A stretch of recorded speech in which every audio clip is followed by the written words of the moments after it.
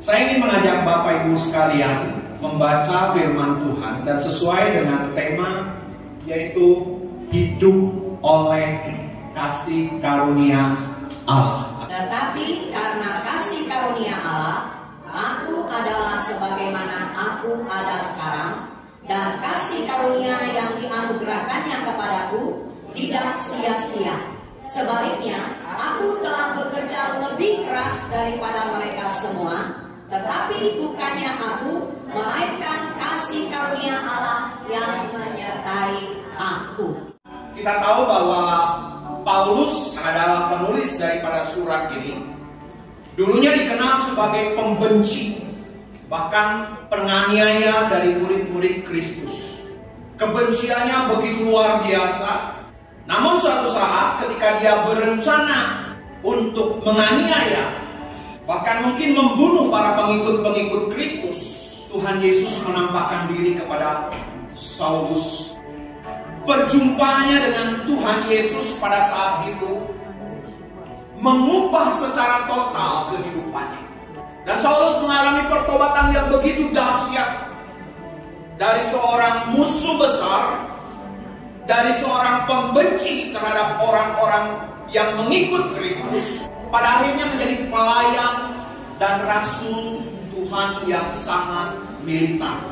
Mengapa demikian? Karena Paulus merasakan kasih karunia yang sangat besar. Kalau dia sudah dipanggil dan dipilih oleh Tuhan, walaupun dulunya dia begitu benci dengan Tuhan Yesus, dengar nama Yesus itu mungkin telinganya rasanya gak enak, dia sakit.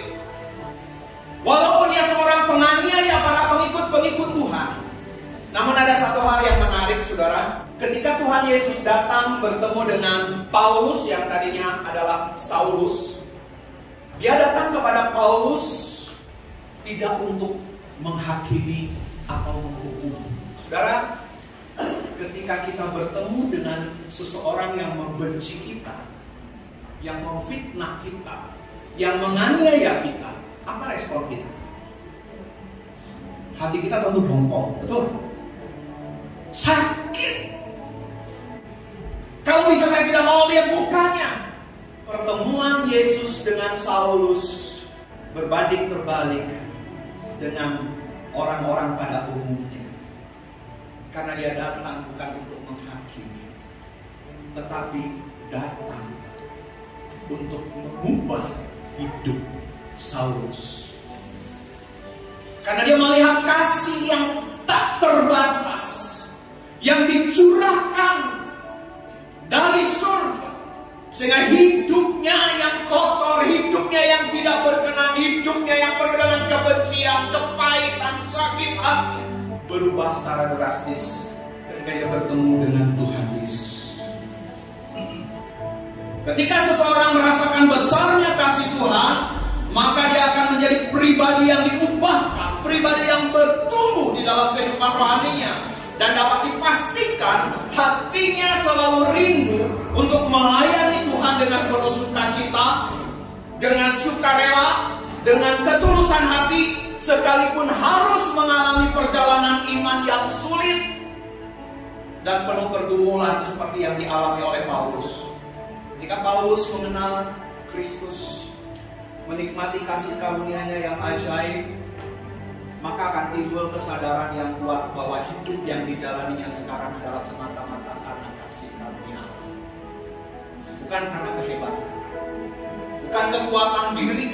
Orang yang merasakan kasih karunia Allah, dia akan sadar betul bahwa dirinya yang berdosa sesungguhnya tidak layak, tidak pantas untuk menerima semua anugerah.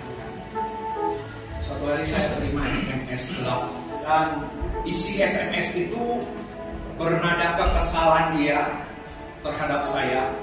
Saya sempat tanya, mohon maaf, saya bicara dengan siapa?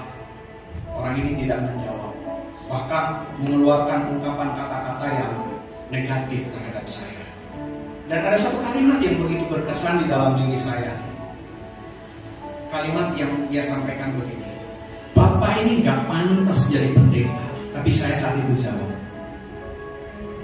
betul sekali apa yang Anda katakan. saya memang gak pantas. Saya orang yang gak layak.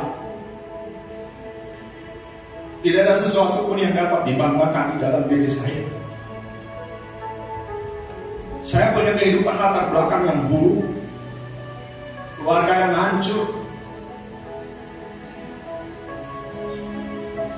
Kalau saat ini saya bisa melayani, dipercaya menjadi seorang gembala, itu karena kasih karunia Tuhan. Tadi malam, tujuh saya berteduh, saya menangis. Tuhan, sebetulnya saya gak layak.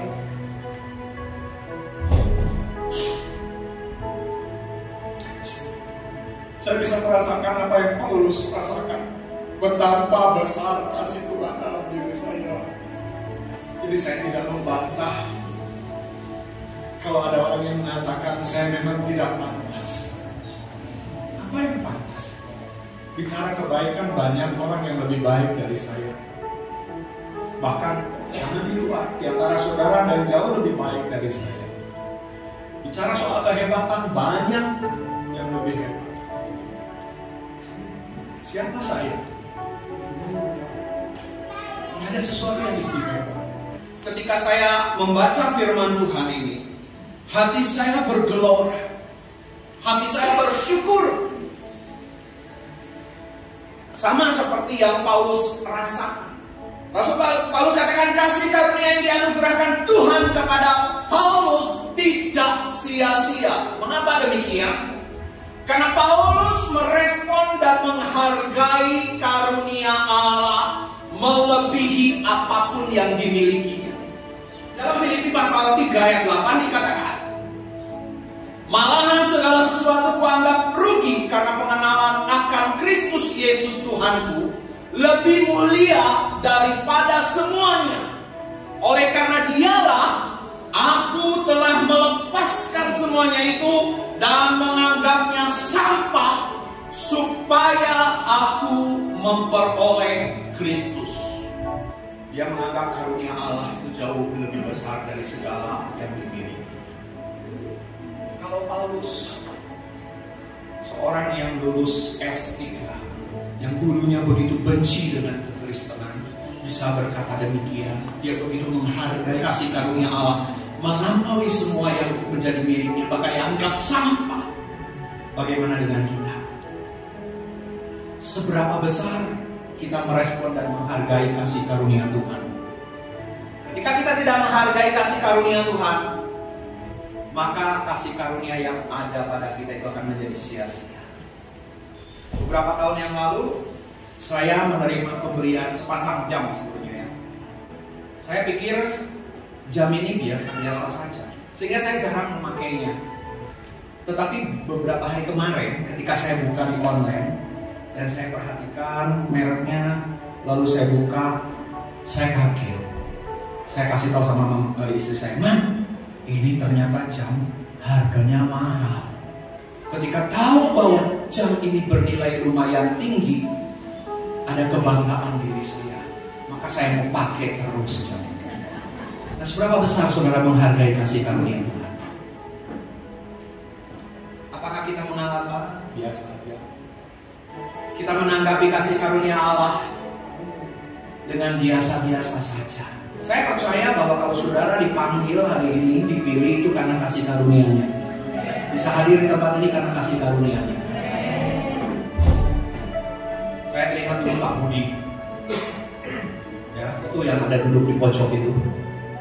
Ketika saya datang ke rumahnya, Kang Budi minta, "Kang Dede tolong doakan suami saya." Suami saya ini nggak mau ibadah, nggak mau datang. Karena saudara yang saya undang hari ini, itu karena ada di hati saya. Jadi bukan di saat Natal aja, di waktu-waktu sebelumnya sudah ada di hati saya. Dan saya selalu berdoa buat saudara, supaya saudara juga bisa merasakan kasih karunia yang saya rasakan. Kenapa saya akan datang? Saya katakan kepada jemaat, saya akan datang secara pribadi, tidak nyuruh orang. Saat itu saya datang ke Pak Budi, langsung dia lari naik ke atas, gak mau nemuin. Itu orangnya itu tuh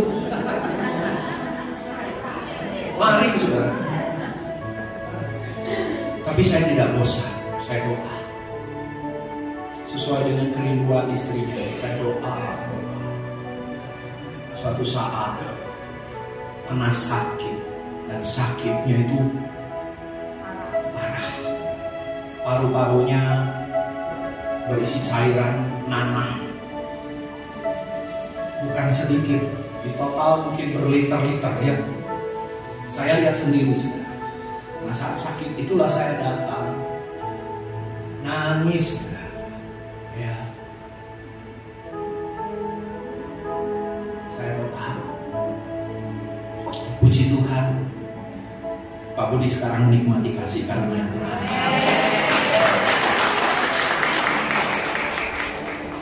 Hatinya rindu selalu beribadah. Sekarang dia terlibat di dalam pelayanan di sini di bidang perlengkapan. Ya.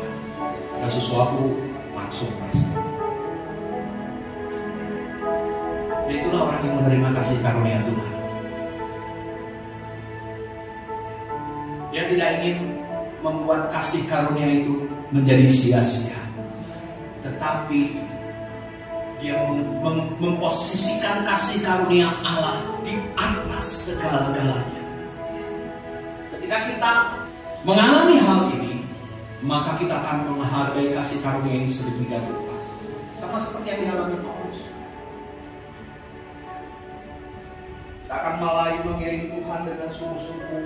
Kita akan melayani Tuhan dengan sungguh-sungguh. Walaupun kadang-kadang ketika kita mau sungguh-sungguh, ternyata banyak hambatan, banyak rintangan, dikecewakan. Ya, saya berulang kali mendapatkan keluhan dari beberapa pelayan-pelayan Tuhan. Pak, saya udah nyerah aja, gak bisa, gak sanggup, saya gak tahan. Siapa di sini yang pernah begitu? Oh, Lili.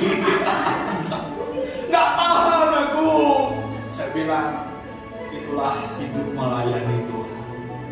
Ketika kita dipercaya oleh Tuhan, kita memiliki tanggung jawab yang besar. Dan Yesus katakan, ketika kau dipanggil dan dipilih, bukan senang-senang, tetapi mungkin harus melalui proses jalan salib.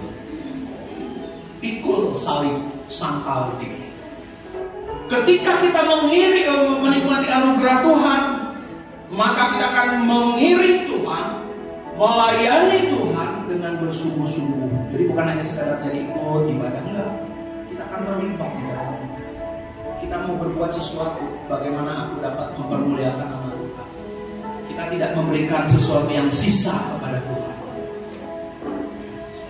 tetapi kita memberikan yang terbaik bagi Tuhan segenap hidup kita. Saya percaya bahwa setiap saudara tidak ada yang tidak diperlengkapi oleh Tuhan. Sebab itu jangan minder, jangan rendah hati, jangan kecil hati. Saya juga punya latar belakang yang dulunya buruk, gak punya masa depan. Dan kita harus sadari, ini poin yang penting. Tetapi kasih karunia Allah, aku adalah sebagaimana aku ada sekarang.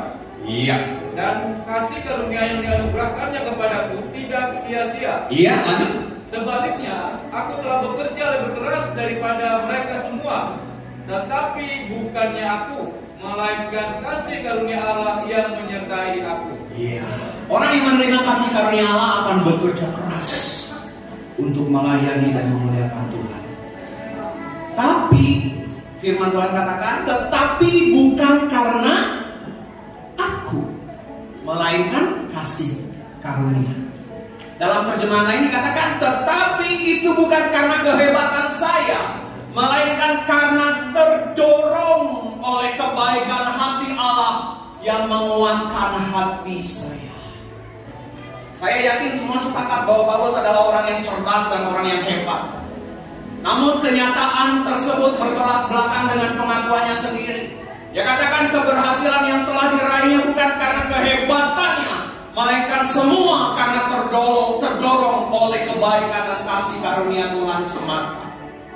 Sebab itu sikapnya yang tetap rendah hati dan apa adanya seringkali berbeda dengan kenyataan, dengan kebanyakan orang-orang yang berhasil dalam hidupnya. termasuk orang-orang yang berhasil di dalam pelayanannya. Waktu kecil pelayanannya, sambut, jiwa-jiwa dilayani, ya, yang miskin, yang kaya sama. Tapi setelah dia mulai pelayanannya hebat, besar, ketika ketemu dengan jemaatnya yang biasa-biasa, ini siapa? Ada perlu apa? Oh ya, sama situ saja. Sama lagi saya. Tetap rendah hati ketika kita berhasil, ketika kita maju, ketika kita dipercayakan sesuatu yang lebih. Saudara, saya seringkali menyampaikan kepada jemaat dan setiap orang, tantangan terbesar dari seseorang itu bukan ketika dia menghadapi penderitaan dan pergumulan. Ketika dia menderita, kebanyakan, walaupun ada sebagian kecil, kebanyakan mereka akan berseru berteriak sama Tuhan, tolong. Dekat sama Tuhan, kan? Sedekat perangko dengan amplop, ya kan? Tapi ketika kita dipercayakan oleh Tuhan berkat yang berlimpah, apakah kita tetap dekat dengan Tuhan? Apakah kita tetap memiliki sikap yang sama, tidak berubah? Saya teringat dengan kata-kata Ahok. Dia katakan, ya, kalau melihat seseorang, kasih saja dia jabatan. Kenapa begitu? Karena jabatan itu godaan, kedudukan itu godaan. Saya sekarang jadi orang hebat, mulai berubah. Sudah jadi ketua umum, balas SMS aja nggak mau, balas WA nggak mau. Dibaca saja tidak. Melalui hal-hal ini justru menjadi pelajaran yang berharga buat saya. Supaya ketika saya diangkat oleh Tuhan, dipercayakan lebih oleh Tuhan, hati saya tetap tidak berubah. Kita patut bersyukur hari ini kita berkumpul bersama-sama karena kasih karunia. Di sini ada daun-daun ini begitu indah di pemandangan mata kita. Namun, tahukah saudara bahwa daun-daun tersebut dibuat oleh Bapak Koko Susanto dengan Bapak Ucung dari kertas bekas, sesuatu yang tidak berguna, bahkan mestinya dibuang, saudara. Apalagi yang robek langsung dibuang, dibakar. Itulah hidup saya. Sesuatu yang tidak berguna, yang Tuhan angkat, yang Tuhan bentuk